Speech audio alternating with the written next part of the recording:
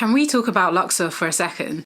Sure, Cairo has the pyramids and Aswan has Philae, but Luxor seemingly has it all.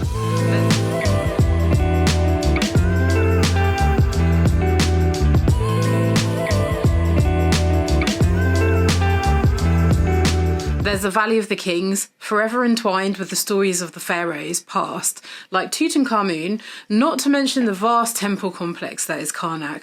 All before you throw in stunning destinations such as the Mortuary Temple of Hatshepsut and Luxor Temple. Like I said, Luxor has it all. Hey, I'm Julianna Barnaby of the Discoveries of, and today we're going to explore the best things to do in Luxor. Luxor was the destination I was most excited about visiting on my recent Egypt trip, and spoiler alert, it did not disappoint. How could it really? This is a living portal to the ancient world, one where the tales of past millennia are writ in golden stone. Are you ready to take a trip back in time and discover the treasures of the ancient world? Come along with me as we explore Luxor, and don't forget to subscribe to explore more of Egypt's stunning destinations with me. First up, the Valley of the Kings. If there's only room for one place on your Luxor itinerary, and it would be a real shame if that were the case, it should be this bucket list destination. Hidden away in between the rocky mountains of Luxor's West Bank, the Valley of the Kings served as the final resting place for Egypt's royals for over 500 years, starting with Thutmose I and going to Ramses X. There are 63 tombs in total, though only a fraction are open to the public, and an even smaller number are included in the general entry ticket. But what a collection. Hieroglyphs carved into the walls, colour-filled depictions of the afterlife, all illuminated by shafts of daylight from the outside world. We're in the Valley of the Kings now. I've bought my ticket to go to Tutankhamun's tomb, as well as the 3 tombs that are included in the entry. Yes, yes. Now this is Meremptah, who was the son of Ramses II. I think he was maybe the 12th, 13th son. And apparently this is a really deep tomb, so let's check it out. Whatever the opposite of colder than a witch's tears, that's what I am right now because I'm sweating. Wow, Meremptah, pretty stunning though. Like, this is crazy. Double tomb of Tausa and Setnakht, a king and queen who ruled together. Tausa was the queen and she died first. She was buried there first, and then Setnakht had more added to the tomb afterwards so he could be buried in the same place. Now actually it's really interesting because of all the tombs that we've been into in the Valley of the Kings that are included in the ticket, I would say that that one is the best. It's really colourful, very detailed, and it was the quietest because you have to climb up a bit of a hill, I guess. But there was just like barely anyone there in comparison to the other tombs. So if you come, definitely go into that tomb because it was fantastic.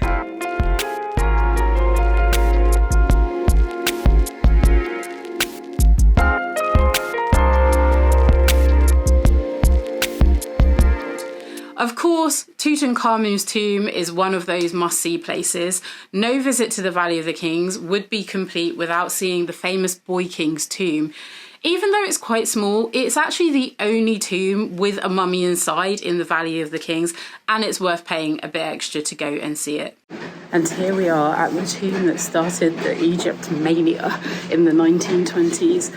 The tomb of Tutankhamun, discovered of course by Howard Carter, and oh my god, I can't believe I'm here. Very cool.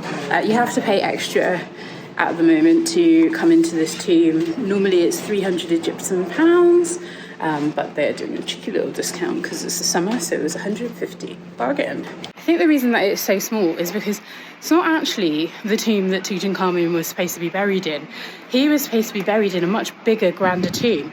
What happened was when you were a pharaoh, you started preparing your tomb during your lifetime. But because he died when he was 18, so that was very unexpected, they had to take whichever tomb was available in the Valley of the Kings, and that happened to be quite a small tomb. But you can still see the mummy inside, which is incredible. Whilst the sights of Luxor are impressive from the ground, they are even greater once you view them from the air. Taking a hot air balloon ride over the Valley of the Kings was not only one of the highlights of my time in Luxor, it was one of the highlights of my whole Egypt trip. It's 3:15 a.m. This better be worth it. Imagine this, you hop into a balloon rising serenely as the sun's first rays reach out to bathe the valley and its surround in a pool of gold. Sounds amazing, right? It is. As you can see, it's almost time, and my god, I am so excited. We've driven in through the Valley of the Kings, and now we're going to take off by Hatshepsut's temple, and it's going to be epic. You'll get to see all of Luxor's incredible sights and monuments spread out in a multicoloured patchwork below. Well, wasn't that just the experience of a lifetime? Oh my god. It's 5:15. I don't think I've ever been this perky at 5:15 in my whole life. But that was mad. Literally mad. Chef's kiss.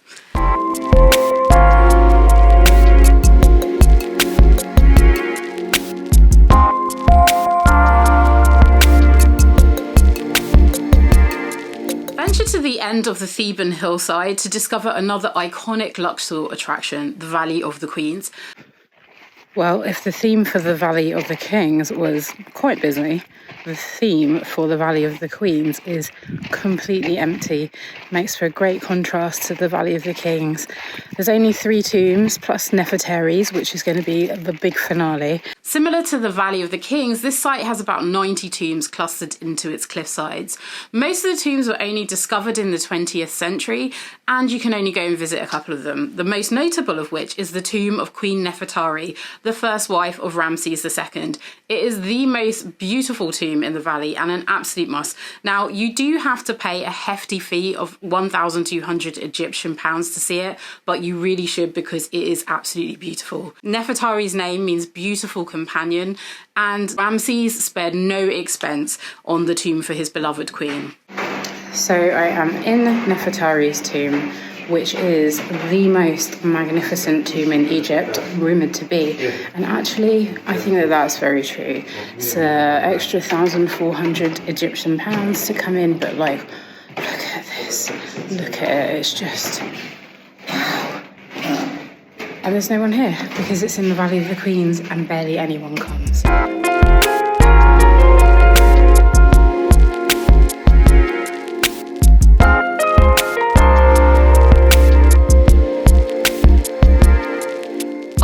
Luxor's temples, Karnak is by far the greatest. This large temple complex comprises sanctuaries, stone pillars, pylons that were dedicated to the Theban Dryad.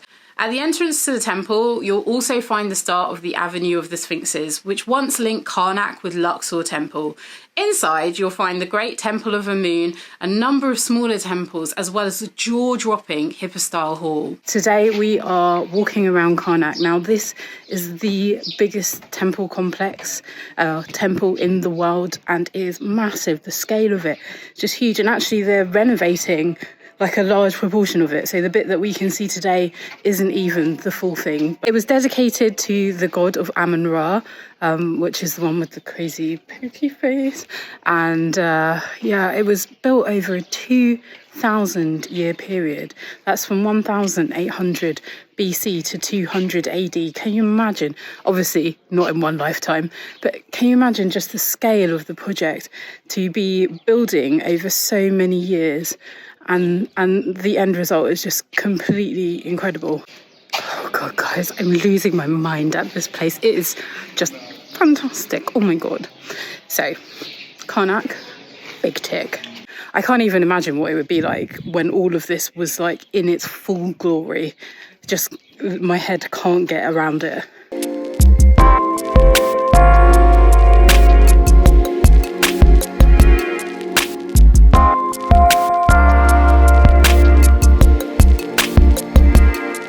Into the cliffs of the Theban necropolis sits one of the most stunning temples in all of Egypt, the Mortuary Temple of Hatshepsut. The temple rises 300 metres into the hills and blends seamlessly with its surroundings. Hatshepsut designed the temple herself shortly after she came into power, and she designed it to be grand and to tell her life story and accomplishments. What a badass. No rest for the wicked, or even for the winsome. we are onto Hatshepsut's temple. Now, Hatshepsut is super interesting because she is the only ancient Egyptian who was a queen, but she ruled in the form of a king. Luxor Temple is the custodian of Egyptian history. It sits in the heart of downtown Luxor, but once you step foot inside the temple grounds, you'll forget that you were ever in a modern city. Mainly built by Amenhotep III and Ramses II over centuries, many pharaohs left their mark on the temple, helping it to evolve into the temple that you see today. Don't miss the Avenue of the Sphinxes and the Great Court of Ramses II, and also the Sun Court of Amenhotep III.